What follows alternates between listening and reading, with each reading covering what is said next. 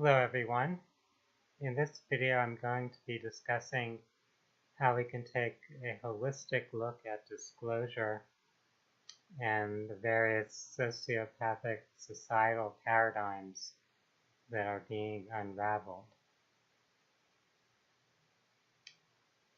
What I mean by this when I say holistic is that we're not going to just look at a surface level or superficial way of responding to this process of awakening, of breaking free of illusions. We want to expand our perspective to look at things kind of from a metaphysical or spiritual perspective, to understand kind of a deeper purpose, a deeper reason for why the world is the way it is, or why it's been the way it's been, and what our experience of this reality is providing for our own personal growth and spiritual development. Looking at disclosure, people use that phrase to talk about disclosure of a variety of things. It's been used a lot to discuss disclosure of UFOs and extraterrestrial phenomena. Therefore, the disclosure that Earth is not the only planet with intelligent life, that we're not alone in the universe, that there are other advanced humanoid type beings who are actually interacting with our planet, who have been for thousands, millions, or perhaps even billions of years. This is one of the things that's being more widely disclosed now. Another form of disclosure is disclosure of what's been covered up in our everyday human history. So things about secret societies, false flag intelligence or military operations, all forms of corruption and criminal type behaviors that go on, often involving the people at the top of the systems of power, whether it's corporate power, political power, financial or banking power, also systems of power that exist in the entertainment world and the scientific world, including in the medical realm. So with the information age that we're in, a lot more information is becoming available to the public. There are many different leakers and whistleblowers and things that are coming out that are awakening a lot more people to what's actually been going on, to things that have been covered up, kept hidden from the general public, from the majority of the population. When we discover these types of things, we could look at it as, in a sense, antisocial or sociopathic types of behavior patterns that have been dominating our society. So you have the few manipulating the many. You have different forms of corruption, so in a sense theft, lots of lying, and lots of abuses and harm occurring to human beings, including rape, torture, murder, and other practices that we would tend to think of as antisocial, psychopathic, or sociopathic. When we become conscious of these things, whether it's something that's occurring in our personal life or in the world around us in a broader sense, this presents a challenge of how we're going to cope with, how we're going to react or respond to this reality. There are many different types of spiritual lessons that could be involved. In one sense, we are faced with our emotional reaction. So are we shocked? Are we angry? Are we fearful? How are we responding in an emotional and energetic way to what we're becoming conscious of? Are we willing to face what's present, what we're being shown? Or are we in some way attempting to deny that reality, whether we're blocking it from our conscious awareness, or we might be perhaps escaping through some chemical means, through substance abuse, through some type of addiction, where we're trying to engage in some type of fantasy reality or some type of numbing of our emotions in order to avoid processing what we're encountering. We give whatever meaning or interpretation that we give to our experiences, and often when we first encounter something disturbing, the only meaning that we can give to that is to feel the shock, the pain, the dismay, the anger, whatever that emotional reaction is, and perhaps to feel like we've been victimized or betrayed in some way. So if we see that people in our society that we've looked up to as authorities or as people to follow or believe in are actually doing things that are pretty disturbing, pretty sociopathic, that might not be that easy to face. And we might naturally feel in some way betrayed, like we've trusted those people, we've given our energy and attention to them, and they've exploited or manipulated us in some manner. However, if we look at it from a spiritual perspective, we might create a different narrative or story to tell ourselves. We might see that perhaps we were too naive, overly trusting, overly willing to just blindly accept or follow what other people are showing us or directing us to. And that this was kind of a wake-up call to us to be more conscious and discerning, to look at things more carefully and cautiously, to use our own thought processes, our own critical thinking, our own intuition, our own higher awareness to perceive things.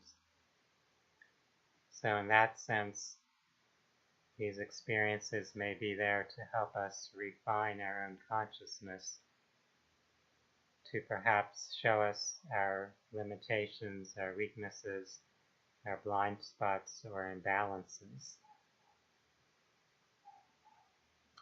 Thus, if we look at all the things in the world that appear dark or disturbing, rather than falling into a reaction of anger, of shock, of fear, we can see this as an opportunity to transform our own consciousness, to see what role we've played in this greater reality that either contributes to those phenomena or helps free ourselves and others from those phenomena. So in our own lives also, are we displaying any sociopathic behaviors? Are we allowing greed, materialism, things of that nature to distort the way we interact with the world around us, the way we treat others? Do we have courage? Are we willing to speak up, to speak truthfully about things we've experienced, things we know? Are we willing to acknowledge our own limitations, our own mistakes per se, things that we feel we would like to change if we could, things in our own lives that we're not proud of. Are we willing to acknowledge them? If we tend to keep things in our own life hidden and secret that we feel ashamed of, then what can we expect other people in the world to do, including those who are in positions of power or influence, who hold shadowy secrets? If we can't acknowledge and deal with our own shadows, then how can we expect those individuals in the public sphere to do so with their shadows? There are many different aspects and angles from which we can look at these phenomena. So this is really a holistic way of looking at disclosure. It's not only about uncovering all the things that are hidden, all the corruption, all the ways in which we've been kept in the dark, in which human beings have been disempowered or fed some false reality. It's about seeing how those phenomena fit into our own personal evolution, how they can be catalysts for spiritual development. We can consider the concept that all the world is a stage per se, that we're here in this spiritual role-play game. So in that sense, there's really nothing ultimately bad about what's occurring, what's happening on our planet, in our civilization. Everything serves a purpose for all the souls that are participating here to learn, to grow, and evolve, to bring themselves into states of higher awareness, of greater wholeness or balance. So let's keep that in mind as we explore these different phenomena that are being disclosed. We can look at things in a more balanced or objective way rather than reacting with excessive anger or fear. If we react by diving into those states of fear and anger, we're actually inhibiting our ability to foster positive change. We want to keep our energy in a more elevated state. We want to be more balanced, more integrated, more connected to the flow of life, to the power of creation that we're all a part of. And as we remain in those higher states of awareness, as we keep our energy elevated in that way, then we are able to step forward with greater creative power, with the potential to manifest the realities that we desire, to help co-create a more positive society. So as we encounter whatever's been hidden, whatever has been not disclosed in the past, that's coming into our awareness now, let's use this shift in our consciousness to move in a positive direction. Rather than being quick to react, quick to condemn those who have been keeping things hidden, to condemn whatever group that we disagree with or oppose, we may pause to consider what created their pattern of experience, what led them to act in the ways that they've acted, to follow the path, the perspective that they've been participating in, to accept that we each have our own part to play, our own way of contributing to this drama of life. So as we get to understand others more, we also get to understand ourselves more.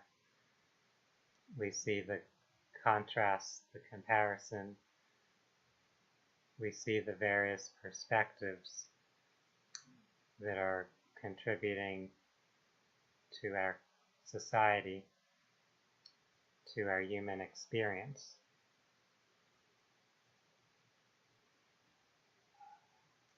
As disclosure seems to accelerate, as more and more information is brought to the public,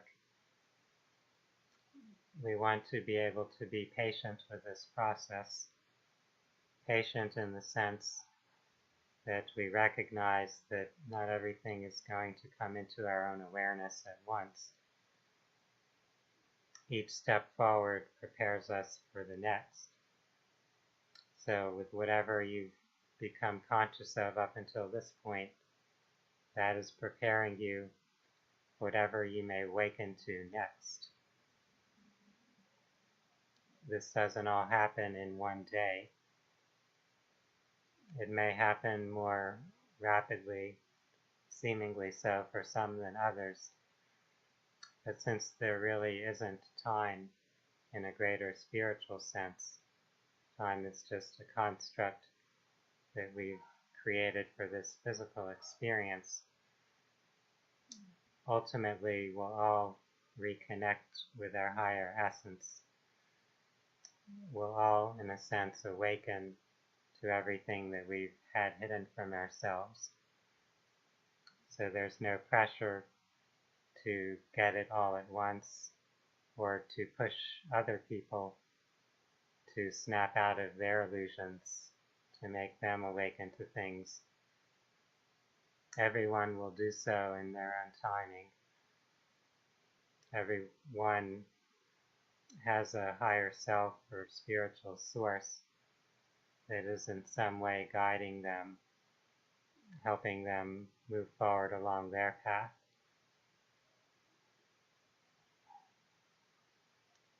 I hope that this commentary, this discussion, has given each of you some things to think about and consider, that it will help you as you move forward on your path with personal growth and awakening, that it will assist as we process whatever is being disclosed, whatever things are being uncovered, both in our personal life, in our own individual experience or relationships, as well as what's being brought to our awareness on a societal level, on a national or global level, and so on.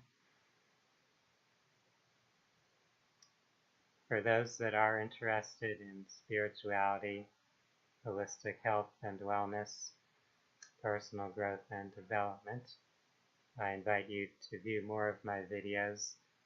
You can also visit my website, www.phinsights.com. That's PHINSIGHTS.com. For now, I'd like to wish each of you a wonderful day. Namaste.